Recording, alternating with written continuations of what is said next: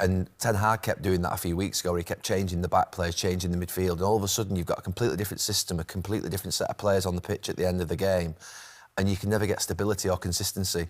I think there's just an element of what Tim's just said. Just leave the players on. They actually weren't playing that bad in the first half. Obviously, they were undermined by the set pieces in terms of the corners, but the football generally wasn't that bad. Then you allow 2 mistakes that were made after half-time within the first 10 minutes to undermine you, and then basically you make changes and all of a sudden everything falls to pieces. And it looked really scruffy. Really scruffy. Gary Neville has openly criticised Ruben Amorim'S tactical decisions at Manchester United, describing them as crazy following a string of disappointing performances. Neville expressed concerns about the complexity of Amorim'S strategies, which he believes are unsuitable for the Premier League and the current squad. Speaking on his podcast, Neville questioned the overcomplication of tactics, suggesting that Amorim might be overthinking his approach.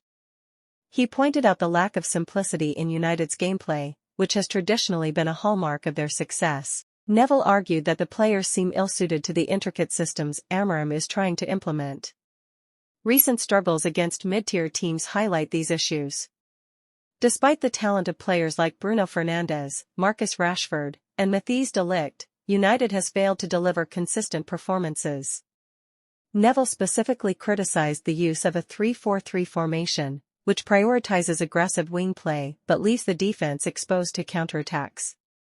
He argued that Premier League teams are adept at exploiting these vulnerabilities, making the approach risky and ineffective. Neville also hinted at potential dissatisfaction within the squad, citing visible frustration from key players during matches. According to him, this indicates a lack of cohesion and understanding of Amorim's vision. However, Neville stopped short of suggesting Amorim's removal, instead urging the coach to simplify his tactics and focus on the strengths of his players. He acknowledged Amorim's intelligence, but emphasized the need for practicality to succeed in England. As pressure mounts on Amorim, many are left wondering whether he will adapt his methods to better suit the team or continue to face criticism for his unorthodox approach. The coming weeks will be crucial in determining his future at Manchester United.